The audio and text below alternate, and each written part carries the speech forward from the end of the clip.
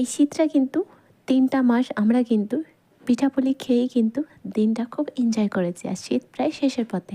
ভাবলাম বছরের স্বাদ কিন্তু আরও একবার উপভোগ করা যায়।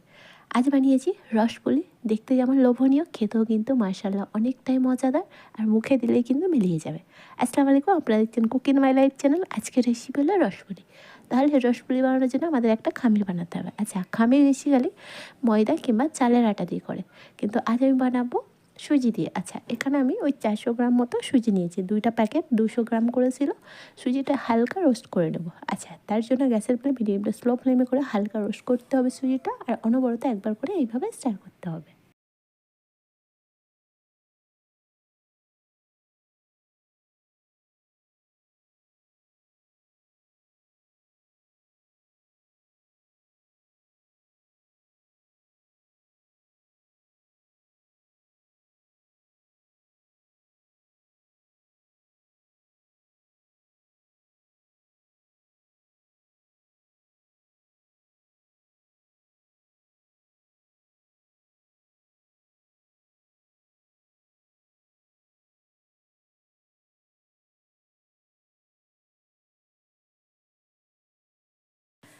আচ্ছা, এখানে একটা ছোট্ট টিপস দিই। সুজিটা কিন্তু কালার আনলে হবে না, তাহলে কিন্তু দেখতে বেকার হয়ে যাবে। আর সুজির যে একটা আলাদা ফ্লেভার থাকে সেটাও নষ্ট হয়ে যাবে। আচ্ছা, যখনই হালকা রোস্ট হয়ে যাবে তখনই এই যে আমি দুধ দিচ্ছি, লিকুইড দুধ। আচ্ছা, দুধের কোয়ান্টিটিটা আপনাদের একদম যেরকম খামিরের প্রয়োজন সেরকম মানে প্রয়োজন মতো দুধ দিতে হবে। আচ্ছা, খামিরটা একদম পারফেক্টলি হয়ে গেছে। একটা বড় থালার মধ্যে রেখে দিয়েছি, আর গরম অবস্থায় আমাদের ভালোভাবে মথে নিতে হবে।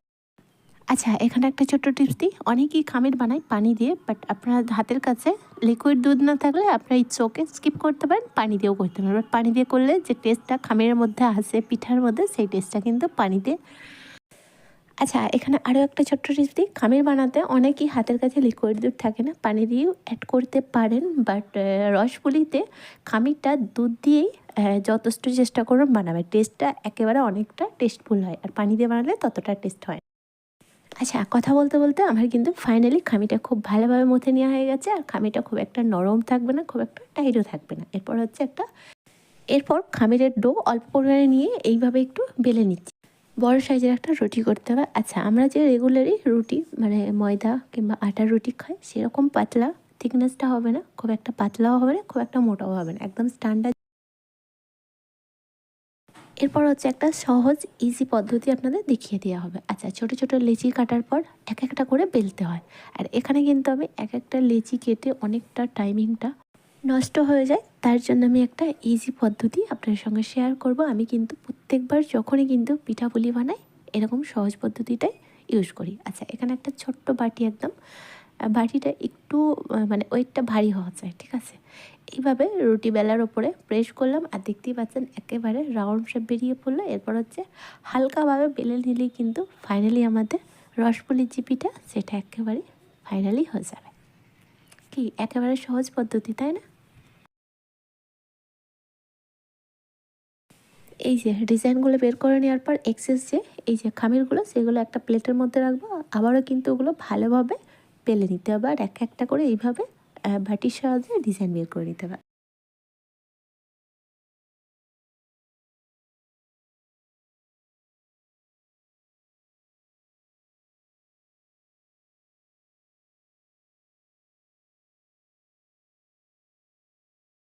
আচ্ছা, বাটির সাইজে ডিজাইনটা বানিয়ে নিয়েছি, ওটা অনেকটাই ছোট, তো একটু জাস্ট হালকা হাতে এইভাবে বেলে নিলেই কিন্তু একদম পারফেক্টলি হয়ে যাবে। যেহেতু একটু মোটা ভাব আছে, আর একটু বাড়ালে কিন্তু খুব ভালো লাগে। আচ্ছা, রসগোল্লাগুলো একটু সাইজটা একটু বড় বড়ই হয়। প্রত্যেকটা খামির থেকে এইভাবে লেচি বের করে একবার করে খুব সুন্দরভাবে বেলে নেব।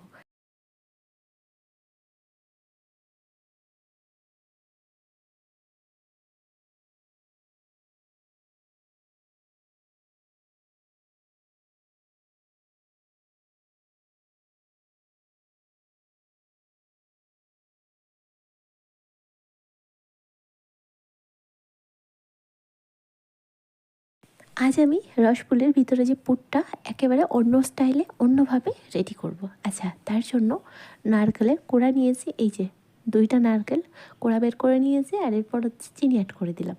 তারপরে খুব ভালোভাবে চামচের সাহায্যে মিশিয়ে নেব। এরপর হচ্ছে ডাইরেক্টলি রসপুলির যে পিঠাগুলো আমি রেডি করেছি ওর মধ্যে অ্যাড করব।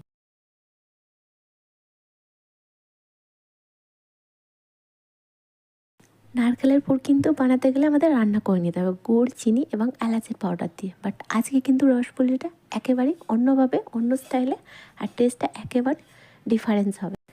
আচ্ছা, রসপুলি পিঠার মিডল পজিশনে নারকেলের পুর দিয়ে দিলাম। তারপর হচ্ছে দুই ধারটা খুব ভালোভাবে শিল করে নিতে হবে। আচ্ছা,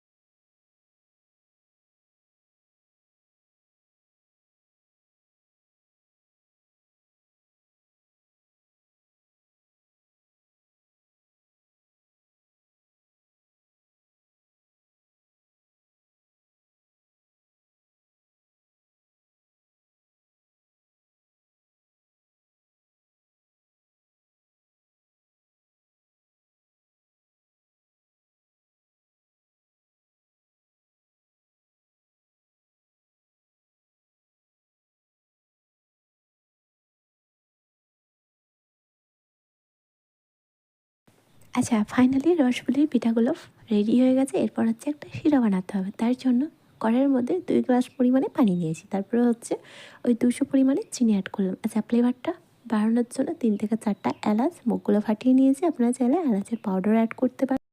আচ্ছা, গ্যাসের ফ্লেম অতি অবশ্যই হাই ফ্লেমেই রাখতে হবে আপনাদের। আর যতক্ষণ না খুব ভালোভাবে বলক আসছে এবং শিরা একটু কমছে ততক্ষণ আমাদের ওয়েট করতে।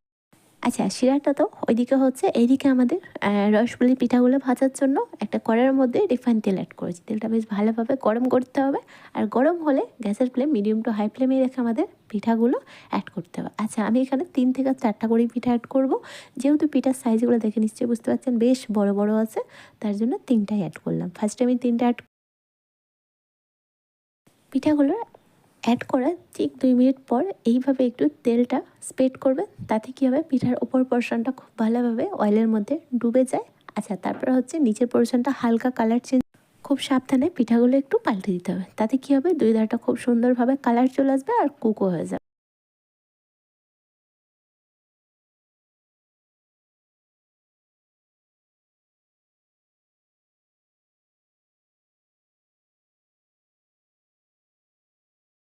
রসপুলির পিঠা কিন্তু দেখতে খুব কালারফুল হয়, মানে একেবারে লালচে লালচে ভাব হয়।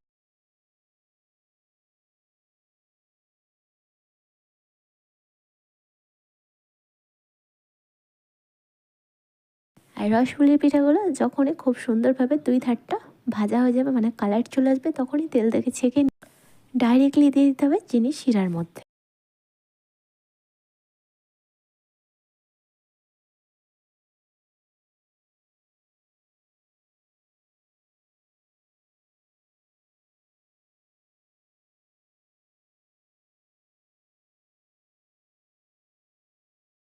দেখে নিশ্চয়ই বুঝতে পারছেন পিঠাগুলো কতটা ফুলকো ফুলকো হয়েছে, আর কালারটা কিন্তু মার্শাল্লাহ অনেকটাই সুন্দর হয়েছে, তাই না? আর প্রত্যেকটা পিঠা এইভাবেই কিন্তু খুব ভালোভাবে লালচে লালচে ভাবে ভেজে নিতে হবে।